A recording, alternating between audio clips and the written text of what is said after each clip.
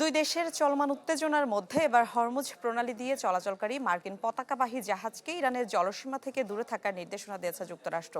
সোমবার এই নির্দেশনা জারি করে যুক্তরাষ্ট্রের মেরিটাইম অ্যাডমিনিস্ট্রেশন। এতে মার্কিন পতাকাবাহী বাণিজ্যিক জাহাজকে ইরানের আঞ্চলিক সমুদ্র থেকে যতটা সম্ভব দূরে রাখার পরামর্শ দেওয়া হয়। সে সাথে ইরানি বাহিনীকে মার্কিন জাহাজে ওঠার অনুমতি না দিতেও ক্যাপ্টেনদের নির্দেশনা দেয় ওয়াশিংটন। এছাড়া হরমুজ প্রণালীর পূর্ব দিক দিয়ে যাতায়াতের সময় ওমানের সমুদ্রের কাছাকাছি চলাচলের পরামর্শ দেওয়া হয়েছে। গত শুক্রবার ওমানে পরমাণু ইস্যুতে যুক্তরাষ্ট্র ইরানের আলোচনার পর এই নতুন নির্দেশনা জারি করল যুক্তরাষ্ট্র। বিভিন্ন আঞ্চলিক উত্তেজনার সময় পাল্টাপাল্টি বাণিজ্যিক জাহাজ লক্ষ্য করে হামলার ঘটনার প্রেক্ষিতেই এমন সিদ্ধান্ত।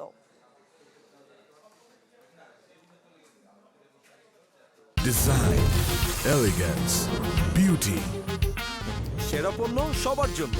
জেভিকো।